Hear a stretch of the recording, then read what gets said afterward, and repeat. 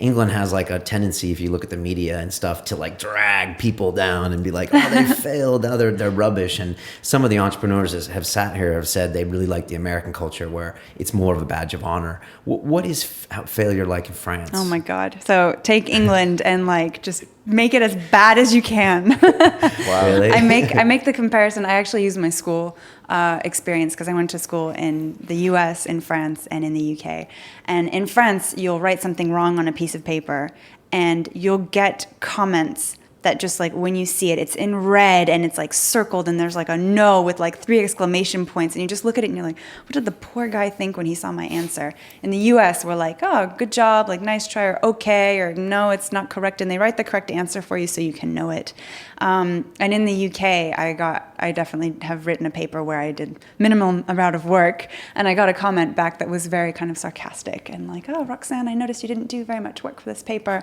And I think that shows you very well kind of the 3 attitudes to failure, essentially. And in France, it's a huge stigma. It's, you cannot go out there and openly talk about your failures. And we did the FailCon conference.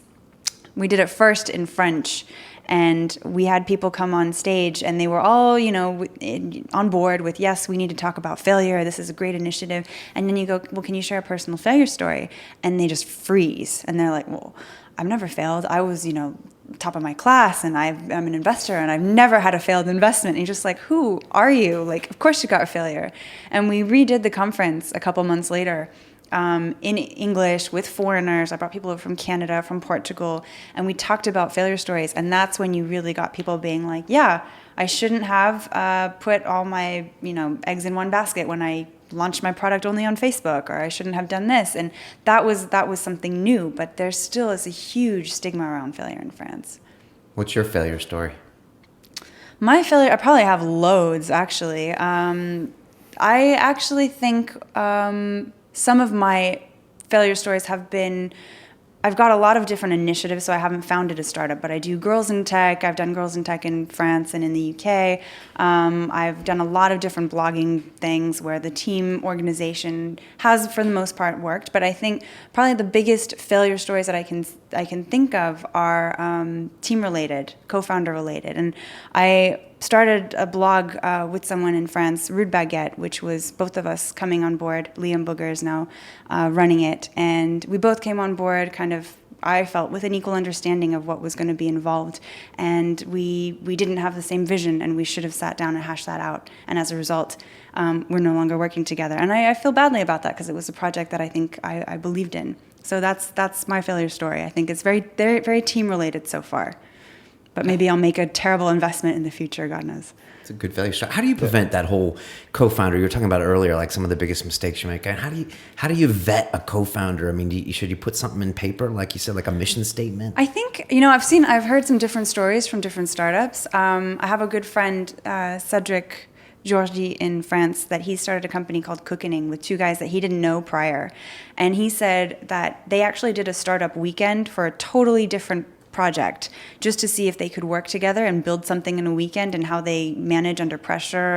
And he said that experience kind of told us a lot about each other, but they were all on board that we need to test each other before making that step.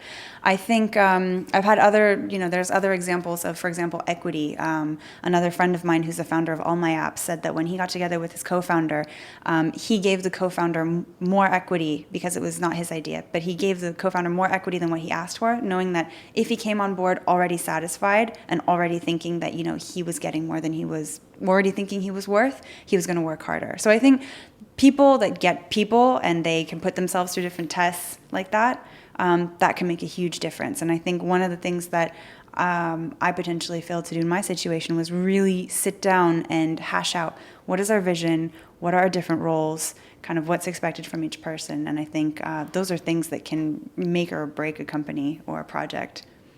That's good advice. We haven't heard that one before. Absolutely, yeah. Definitely. Yeah, the co-founder stuff is cool. And you even see it, the Twitter co-founders had in early days, and a lot of people think or saying BlackBerry, a lot of its failures is co-founder issues too. So yeah, it's huge. For me, I've done a few companies. It's always like just be as open and honest as possible. Yeah. Never sort of keep things, and if you have a problem, just hash it out. It's the only way to get through it. Yeah. what if Nike calls you up and we're like, we want it. We want Tribe Sports. Here's 100 million pounds. Here's the check. What do you guys do? Because there has to be a price where, you know, for your investors, you exit, right? Who knows? I think It's a hard question. It is a hard question. Who's turning down 100 million? I don't know too many people, but it would be tricky. It would be tricky. You'd have to really, you know, it'd have to be the right fit. You'd have to sell it to your community.